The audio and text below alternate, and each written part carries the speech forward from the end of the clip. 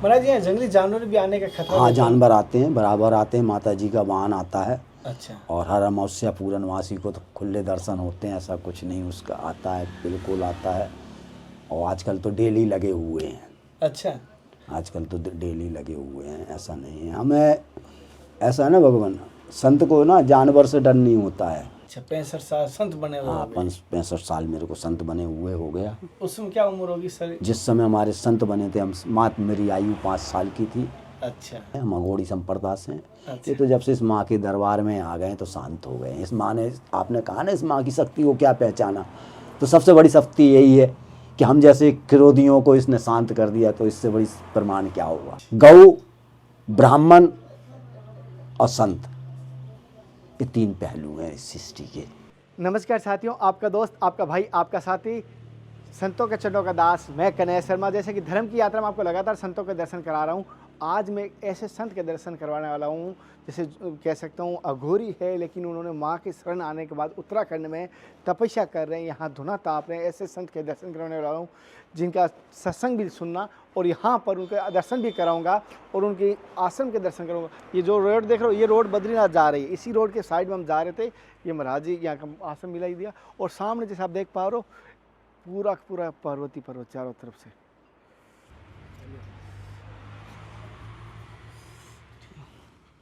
ठीक है महाराज जी, बोलो तो आप माफ कर देना।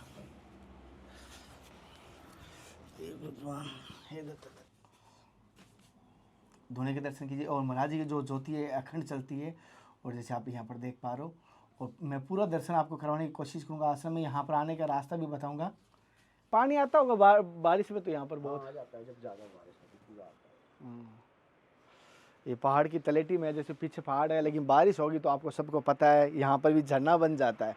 ये कारण होता है पहाड़ों में, जब तलेटी में जो कुटिया होती है ना, वहाँ झरने अवश्य बनते हैं, क्योंकि पहाड़ का नीचे रोड के ऊपर ही आना चाहता है, नदी की तरफ भी जाना चाहता है ना। अलकनंदा जी है, जैसे आप देख पा रहे हो, अलकनंदा गंगा जैसे कह रहे हैं, जैसे अलकनंदा जी का दर्शन हो रहा है यहाँ पर ठीक सामने जो आपको। और ठीक यहाँ पर रोड भी है, ऐसी बात नहीं, यहाँ ठीक रोड है। रोड के पास में ही महाराज जी की कुटिया है, जैसे रोड के ठीक पास में ही महाराज जी कुटिया, जैसे लाल कुटिया की तरफ लाल कलर किया हुआ पूरा का पूरा।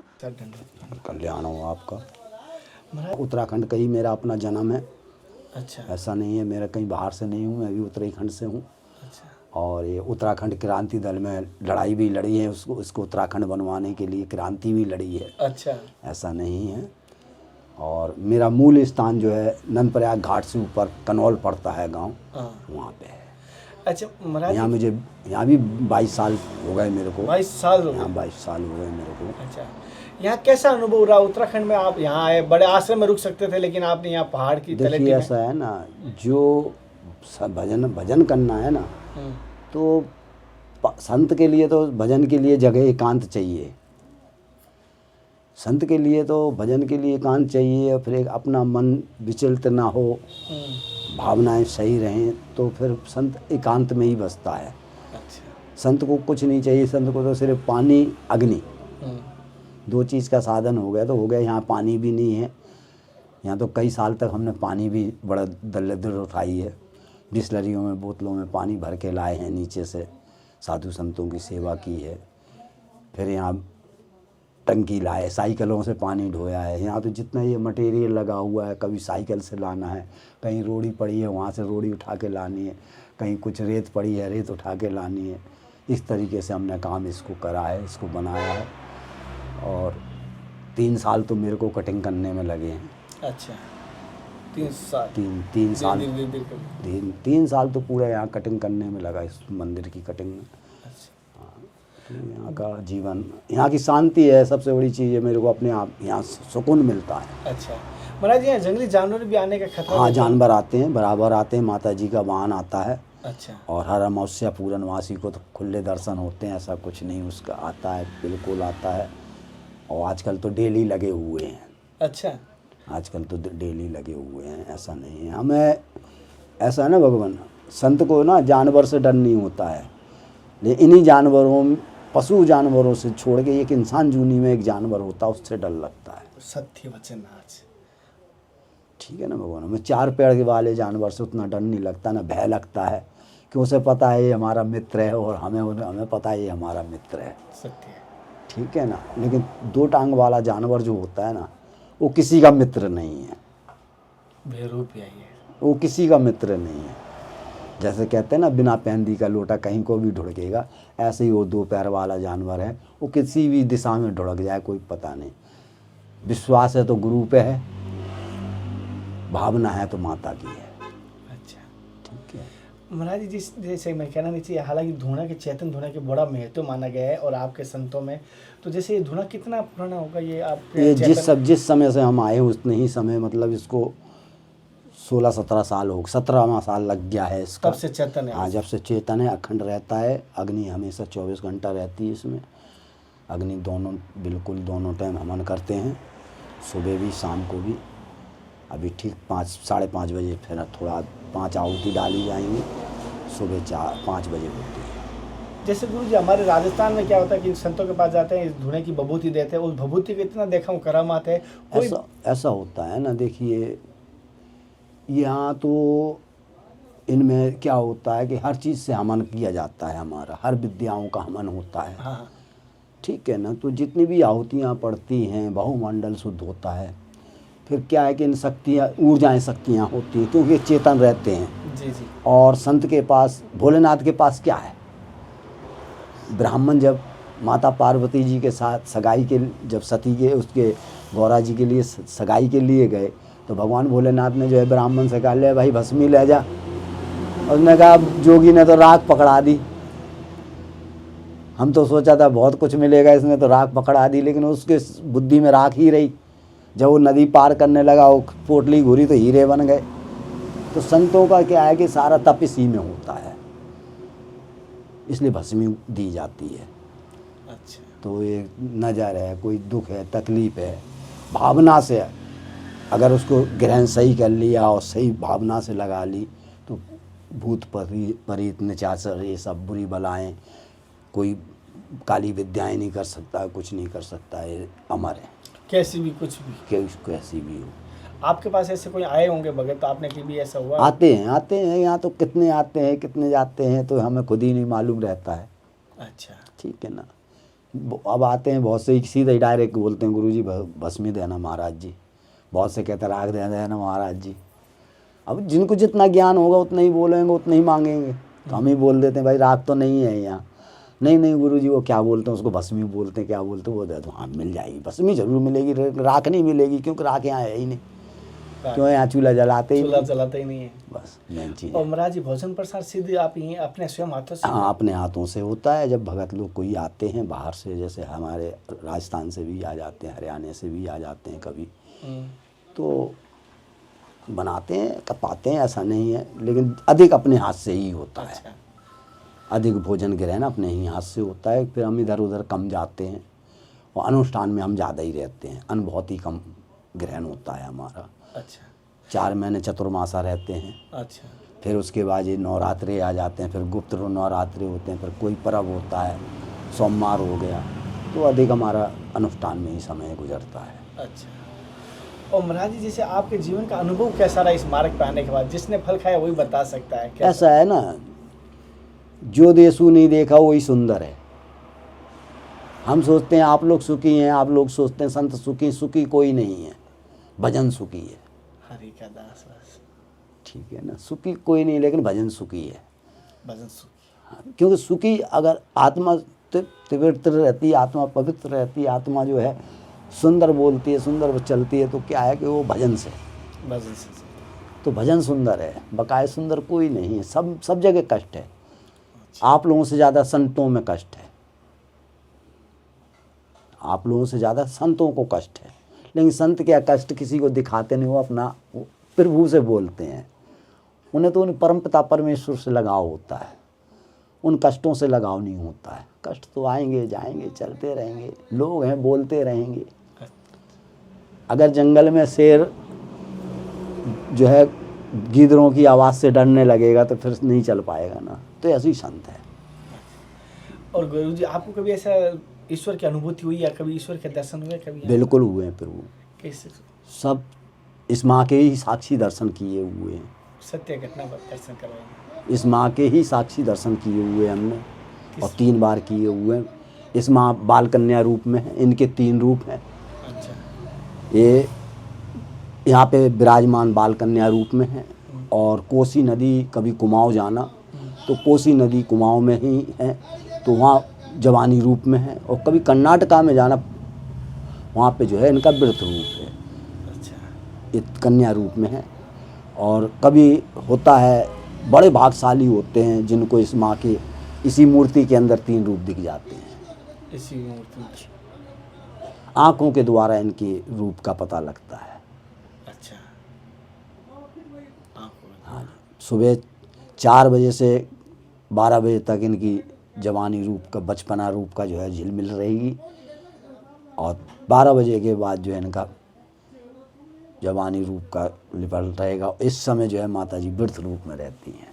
अच्छा। हाँ जी। ये हर किसी को अनुभव नहीं होता, हर कोई तो ऐसे होता है ये मूर्ति, ये सिर्फ एक मूर्ति है, लेकिन उसी मूर्ति के अंदर जो है ढूंढना पड़ता है प्रभु को, वो मिलते हैं प्रभु। अच्छा। जैसे महाराज जी आपके पास बहुत सारे भगत और संत आते हैं, साधक भी आते हैं, तो आप क्या मार्ग बताते हैं, क्या कहते हैं? देखो ऐसा है, मार्ग हमारा एक ही है, अपने सनातन पे चलो, धर्म पे चलो। बकाया बताना और मान ले उसको बताया जाता है। अब जिसने मानना ही नहीं है, एक कान से सुनना है, दूसरे कान से निकाल देना, फिर ढाक के 3 पात रहना, तो उससे बोलना भी क्या है? उससे बोलना ही क्या? कहते हैं ना, ज्ञान उसको दीजिए जो ज्ञान पाले, और ज्ञान मूर्ख को मत दीजिए जो ढोल डवाऊ बजा जाए। इसका अर्थ क्या हुआ कि गंवार को अगर ज्ञान दोगे तो गंवार ने ज्ञान सुनना तो है नहीं, मजाक बना देगा, तो उस ज्ञान को दे के भी क्या फ़ायदा? ज्ञान उसको दिया जाता है जो ज्ञान प्राप्त कर सकता है, उसके अंदर है ये ज्ञान हमारा प्राप्त करेगा, उस ज्ञान से ये आगे बढ़ेगा। देखो गुरुजी बैठते होते हैं, शिक्षाएं शिष्यों को सबको बराबर देते हैं। कोई अच्छे मार्ग पे चला जाता है, कोई गंदे मार्ग पे चला जाता है। गुरु थोड़ी ये 2 भांत करता है कि भाई ये हमारा शिष्य है, ये हमारा शिष्य, इसको अलग शिक्षा देनी, इसको अलग नहीं। गुरु सबको एक शब्द देता है। इसलिए ज्ञान जो भी मांगता है, जो सत्संग चल रहा है, अगर आप भी बैठे हैं, 4 और बैठे हैं, तो ज्ञान तो सबको ही बराबर दिया गया है ना। तो उसकी इच्छा है, उसने किस प्रकार से पाया है। अगर आपने सच्ची देह से पाया, आपने सच्चे मन से उस ज्ञान को प्राप्ति की, तो आप उसमें आगे बढ़ेंगे। और आपने सोचा सिर्फ सुनना है, 2 मिनट भाषण सुनना है, तो उसी जब भाषणों की तक सीमित रहेगा, वो ज्ञान की तरफ सीमित नहीं जाएगा। वो ज्ञान प्राप्ति नहीं होगा ना, कि उसने उस भाव से ही नहीं पाया। परमात्मा क्या है? भाव का भूखा है। दुनिया कहती है ना भगवान को भोजन किसने, कौन भगवान भोजन करते हैं? कि बिल्कुल करते हैं, किराने वाला चाहिए होता है उस भाव के साथ। परमात्मा सोते भी हैं, परमात्मा उठते भी हैं, परमात्मा खाते भी हैं, नहाते भी हैं, सब कुछ होता है, लेकिन वो भाव, वो किस भाव से कर रहे हो, परमात्मा उसी भाव से उसको दिखेगा। अच्छा। परमात्मा बिल्कुल दिखते हैं। कर्महीन है मानव, शक्तिहीन नहीं है। और महाराज जी जो ये आपने जो लिपन करते हैं, ये रोजाना नित्य रोजाना? हाँ, दोनों टाइम लिखता है, दोनों टाइम, रोजाना क्या, दोनों टाइम लिखता है, सुबह शाम को डेली लिखता है, दोनों टाइम लिखेगा, दोनों टाइम जब पूजा आरती की तैयारी होगी। अच्छा। ऐसा मतलब क्या महत्व होता है रोजाना नित्य? ऐसा है, देखिए आप अपने घर में पोछा लगाते किस लिए लगाते हैं? साफ सफाई और लक्ष्मी जी के पास रहे। तो बस यहाँ क्या है कि ये परमात्मा का घर है।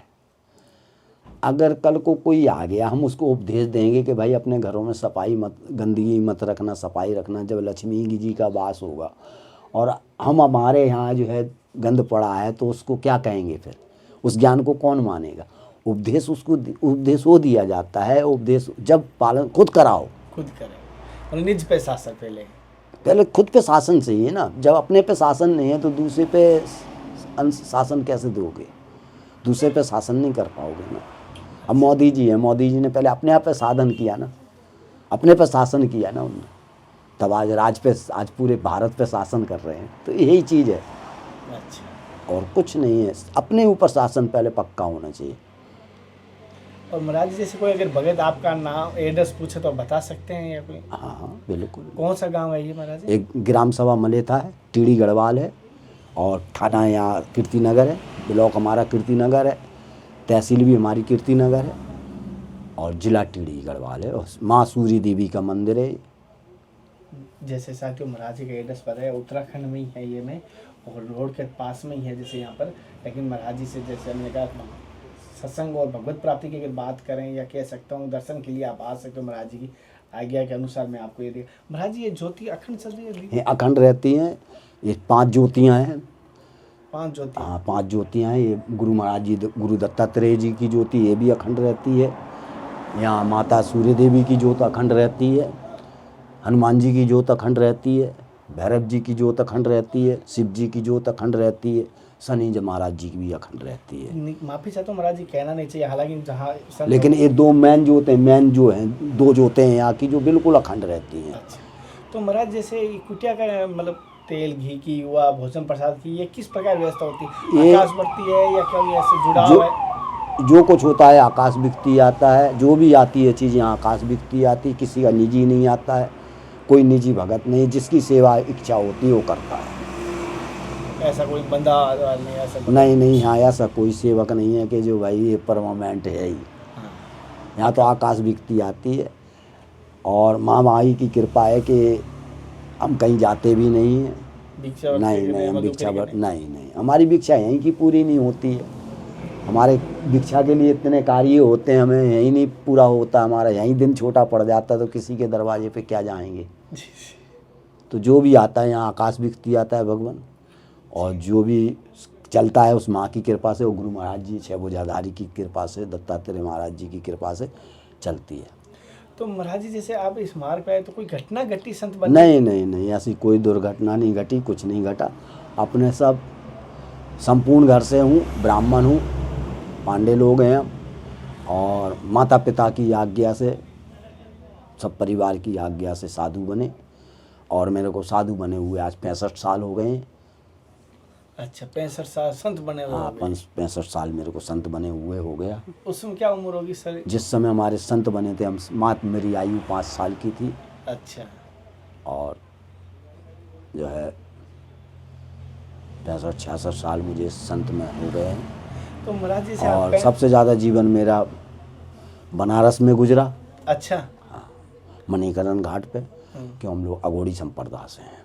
अच्छा, ठीक है ना। परिचय देना तो पूरा ही देते हैं, हम अघोरी संप्रदाय से हैं। अच्छा। ये तो जब से इस माँ के दरबार में आ गए तो शांत हो गए। इस माँ ने, आपने कहा ना इस माँ की शक्ति को क्या पहचाना, तो सबसे बड़ी शक्ति यही है कि हम जैसे क्रोधियों को इसने शांत कर दिया। तो इससे बड़ी प्रमाण क्या होगा। तो गुरुजी जैसे कहना नहीं चाहिए, आपके पास बैठे होने की अघोरियों का नाम चलता ना तो एक अलग रूप, अलग भय आ जाता है। क्यों ऐसा है ना, वो लीलाएं अलग होती हैं। उस भगवान शिव की बहुत बड़ी लीलाएं हैं। 10 विद्याओं में सबसे खतरनाक विद्या अघोरी ही है। अच्छा, 10 महाविद्याओं में सबसे बड़ी अघोरी ही विद्या है। ठीक है। आज के समय भी अघोरी इतने दर्शन होते हैं महाराज जी के? दर्शन होते हैं, लेकिन उनको तो उन अपनी किंदराओं से निकलने का समय ही नहीं होता है। वो तो कुंभ में निकलते हैं, वो तो कुंभ में आते हैं मेला करने के लिए। ऐसे तो ये बनावटी घूमते हैं अधिक। अच्छा। भस्मी लगा ली, काले खप्पड़ ले लिया, ये ले लिया, ये सब बनावटी होते हैं। पेवर का घोड़ी ने, जो मैन घोड़ी पे अगर पेवर होते हैं उनको तो किसी के घर पे, किसी के दरवाजे पे, किसी नगर में जाने की जरूरत ही नहीं पड़ती है। वो तो जहाँ से अलग जगाते चलते हैं उनकी तो वो नगरी चेतन होती चली जाती है। ठीक है ना। तो आप इस समाज में बीच में आए, लेकिन अभी आपने बताया तब पता चला आप इस संप्रदाय से नहीं, तब एहसास ही नहीं होता है कि ऐसा होता है ना। जंगल और मोर और भेग और चोर, ठीक है ना। ये इस भगुए को दाग आज से नहीं लगा हुआ, द्वापर युग से लगा हुआ है।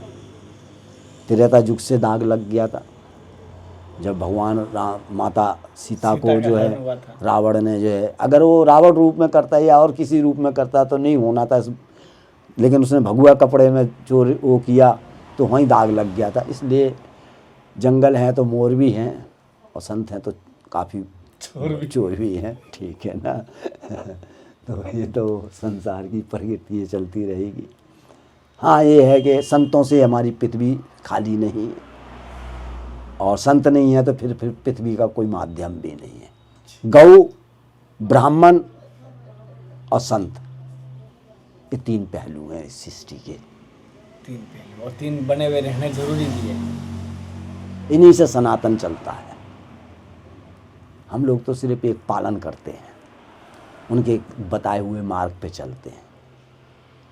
जहाँ जिस परिवार में, जिस नगरी में गौ सेवा, ब्राह्मण सेवा और संत सेवा है, उस नगरी में अकाल कौन खाएगा।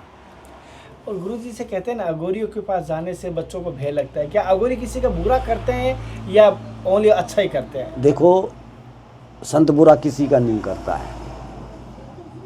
संत बुरा किसी का नहीं करता है, उसके कर्म बुरा करवा देते हैं। हमने आपसे क्या कहा है अभी कि जो असली संत होते हैं, जो भारत में अपने गुरु लोगों के लाल होते हैं, गुरु पीरों के साथ रहते हैं, गुरु पीरों की बातें में चलते हैं, तो कभी ऐसा छल कपट करते ही नहीं है। उन्हें ज़रूरत ही नहीं होती छल कपट करने की, ना उनको छल उसमें बाधाएं डालने की। क्यों? नहीं तो उनका पूरा करने वाले गुरु बैठे हैं जी। ठीक है, जिसके फालतू खर्चे होंगे उसने करना होता है। हमने आपसे क्या कहा, अघोरी को तो अपना शमशान के अलावा कहीं जाने की इजाज़त ही नहीं होती। इजाज़त ही नहीं होती। ठीक है ना। अघोरी तो जब उस पर क्रियाओं को प्राप्त कर लेता है, पूरा पा लेता है, भजन उसका हो जाता है, तब उनकी अपनी इच्छाएं होती हैं कि अब मैंने क्या करना है, मार्ग कौन सा पकड़ना है। ज़्यादातर अघोरी कहाँ मिलते हैं? ज़्यादातर शमशान में। महाराज जी, कोई मेरे से दास से कहीं गलती हुई है सत्संग के बीच नहीं में, नहीं, मुझे कोई माफ नहीं, कर तो देना। बहुत अच्छी बात है आपकी, बहुत सुंदर बात है। हम तो निमित्त मात्र करने वाले ठाकुर। राजस्थान कहाँ से हैं आप? शरीर राजस्थान में बीकानेर से है। अच्छा, बीकानेर से। हाँ, और मैंने अलवर में अपना स्थान है दादा गुरु जी का। अच्छा, प्रॉपर अलवर में? प्रॉपर अलवर में कभी जाइए, नंदी चौक किसी से भी पूछना, नंदेश्वर महादेव कहाँ है, तो टल्ले पे है, ऊपर पहाड़ी पहाड़ी पर है। ठीक है। तो महाराज जी, आपके संत गुरु जी के दर्शन मैंने वैसे किए हैं। हमारे हाथी घोड़े सब कुछ है वहाँ। वहाँ तो महाराज जी, राजस्थान के ज़्यादातर हमारे आश्रम आपको पता संपन्न ही होते, क्योंकि राजस्थान में सेवा भाव अधिक है। यहाँ पर गाँव में इतना मैं देखा हूँ, मंदिरों में बहुत कम जाते हैं। नहीं नहीं, यहाँ का क्या है ना, ये सबसे बड़ी बात क्या है, इधर ये देवभूमि है।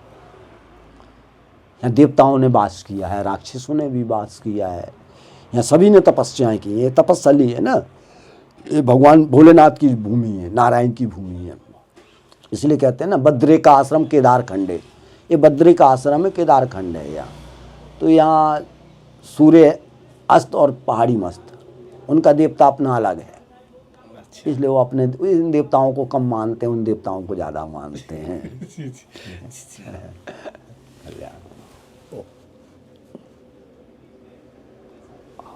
सब